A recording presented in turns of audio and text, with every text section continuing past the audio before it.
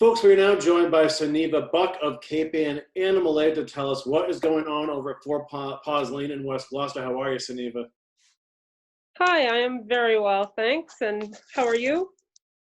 Doing great. I just wanted to get an idea of how things are working over at Animal Aid these days in the new now.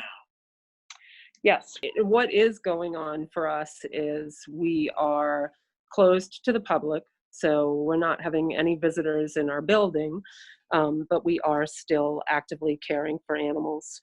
We have about 35 animals in our care right now. We are still doing adoptions, and those are all being done virtually. So we're using Zoom meetings so folks can meet some of the cats that we have. We have a pretty limited staff, but we're here and we set those up and give an opportunity for people to see us interacting with them, petting them, talking about their personality, their play styles, what kind of home we think that will do best for them. We do have on our website, on our adoption section, is forms, Google Forms that are specific to the animal. So that policy has changed a little bit. If you are interested in a particular pet, you need to look for their name listed on that Google form, and then you can fill out an application for them. Once we've received 3 applications, they disappear from that form list. So that's kind of a little bit of a learning curve, for everyone. And it's the way that we've found right now that we can kind of balance the requests for adoptions and trying to match up animals. So, Sunniva, are you still able to do like spays and neuters and grooming, et cetera, et cetera? We're doing basic care here. We do have our exam room here. So we're still doing our vaccines for our shelter pets and deworming. We're doing sick care. We've had a few injured animals come into us.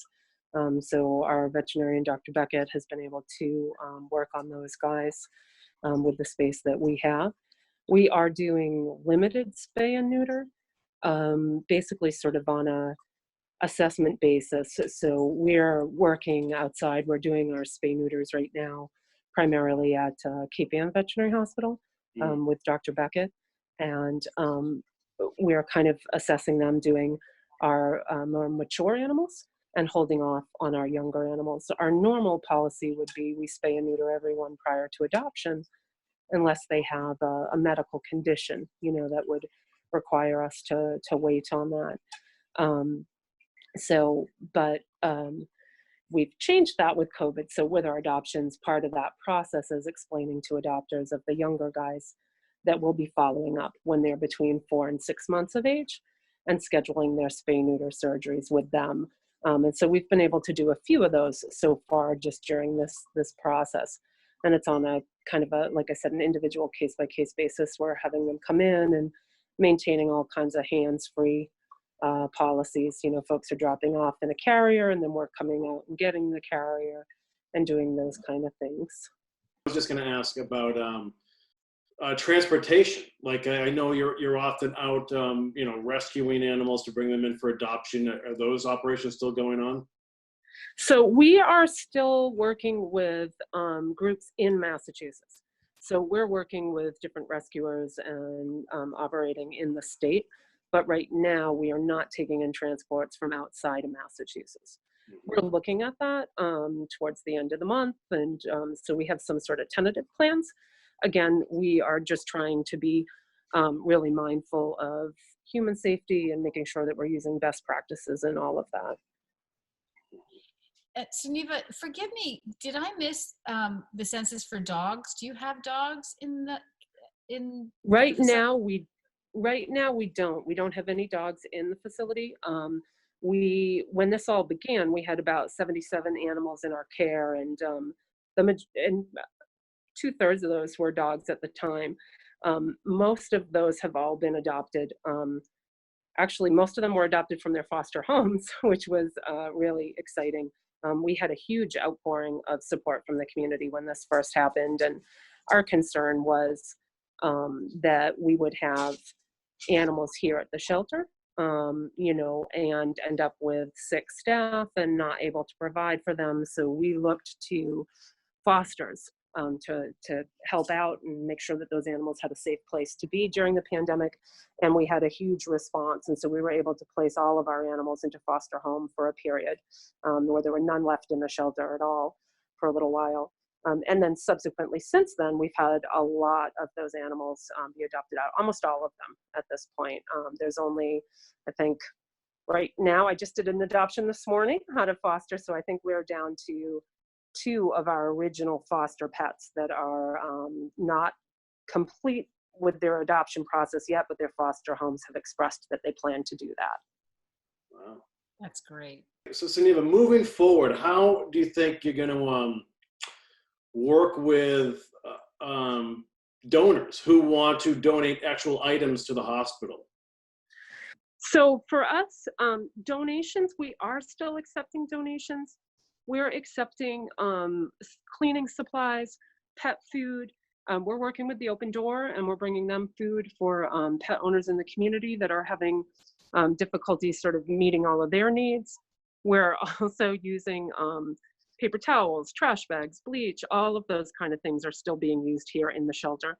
Like I said, we have, over 30 animals in our care, so we're certainly still taking advantage of donated supplies and putting them to good use. We're networking with other rescues and food pantries in the state as well that might need help, and we're happy to help them if we have overflow of supplies here. We are accepting donations of physical items. That would be new unopened, food, cleaning supplies, things like that, on Tuesdays and Thursdays from 9 to noon here at the shelter. You can leave them out front, and staff will come out and collect them after folks have removed themselves. And how about your volunteers situation? Do you have plenty of help? We do. Right now, we don't have volunteers working in the facility. There's a very limited number of us. We're doing our best to keep the numbers of folks down, along with making sure that we have enough of us to provide for the animals. So our volunteer pool really shifted a lot of them to providing foster during that first window. And we're looking at how we're going to be able to incorporate volunteers back into our everyday routines as we move forward.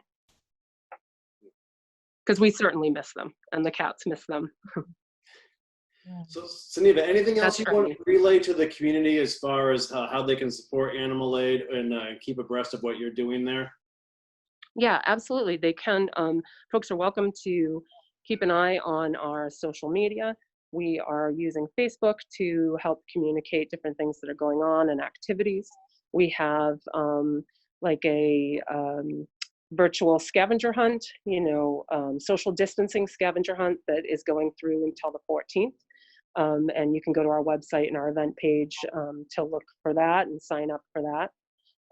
We are just sort of, I think, like everyone right now, trying to think of different creative ways to keep people updated on what's happening here and staying connected with each other. I know everybody's struggling with that right now. Like I said, we do have, lots of animals that are still here and still counting on people to support them. These guys all still need vaccines. They still need spay and neuter surgeries. They need antibiotics for their colds or treatment for skin infections, parasite prevention, food, bedding, all of these kind of things are still a need. We need to maintain the building, in order for us to continue to provide for these guys. We have to keep paying our electric bills and water and doing all of those kind of things. So there's certainly still a need for support. Was the shelter deemed essential? Was there any official designation for that, or? Yeah, animal shelters are considered essential businesses during this pandemic. Again, simply by the nature of caring for live creatures. Well, we'd love to follow up with this, Sunniva, especially if we see how reopening affects the shelter, and I guess see how you're going to adjust, and the animals are going to be adjusting to this new set of rules we'll be living under. Yeah, it has been. I mean, for us, it's one of those things that, quite honestly, I never thought. Whoops, I was going to try and show off some of my senior guys here who, hi, Lucy. That's Miss Lucy. She's very sweet. She's got a big brother, Oreo, too. Their owner passed away, and there was no family to take them in. So these guys, whoop, there's Oreo. Were able to come here where they're safe and cared for, looking for a home together. So for us, like everyone, we're all struggling with the idea of what the new normal will be. Certainly, we anticipate that there will be a lot more virtual pet meetings still in our future. And like I said, that is working well. Our community has really opened up, and everyone really wants to do what they can to help out in whatever ways. So we still get lots of offers to foster. And like I said, we've had a real increase in adoptions. In terms of adoption inquiries, people are really looking to add a pet to their family right now, which has been wonderful because we've been able to promote some animals that maybe in other times would take a little bit longer to adopt. But right now, folks are home and have the time and energy to devote to some of these guys that maybe need a little bit more adjustment and settle in time. Sunniva, I have one sort of painful question. There've been a couple of news stories about people who are actually being very stressed out by their own animals and feeling the need to give them up. Have you seen any of that? We have not had a big increase in folks wanting to surrender to us. We are still working with folks that are inquiring about surrenders, but surprisingly, we haven't seen a large increase in that. I think a lot of people have sort of had this time to kind of reassess and reevaluate where their priorities are and things like that. And also maybe because there has been such a desire from others to help, that sometimes there's some rehoming that's going on that doesn't involve needing to bring the animal to the shelter, which in itself can be a really beautiful thing, that the animal doesn't need this sort of stopping over place. Well, don't start adopting again. I know, right? I was going to say, we are happy to help you out there. We can certainly send a couple of animals home with you. Yes. Well, we have two of them right now, Bean and, well, it used to be Snowball, but now she's Ginny. We call her Ginny. I'm not sure they want a third friend. They might. No. Bean would. He would not. Yeah. So. Yeah. And I mean, like I said, you know, we're here and we're taking care of these guys, and we are trying to, you know, answer people's requests and questions. We do have a skeleton staff, so we don't have somebody at reception answering the phones all day or responding to emails all day, but we are following up if people do have a need. You know, certainly we're still encouraging them to reach out to us, and we're trying to follow up and get back in touch with everyone. And here's some more of our residents. Oh my God, these are kittens. Oh my God. Yeah, these are a little group of feral kittens born outside, but doing really well, getting much better with handling. Then we have, here's another one of our guys, Henry Wiggins. He was actually, came into us with a pretty significant injury. He's missing part of the end of his tongue.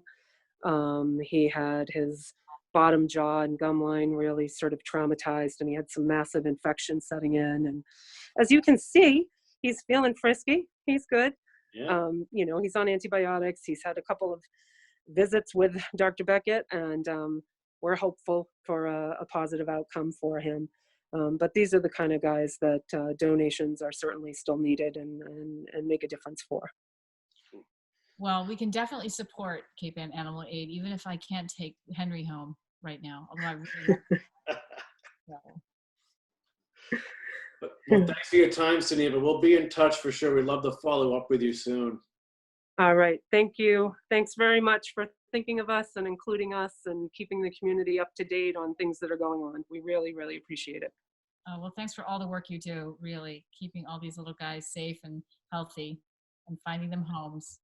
So we look forward to helping out. All right. Thank you. Bye-bye. Care. Bye. Bye, Henry.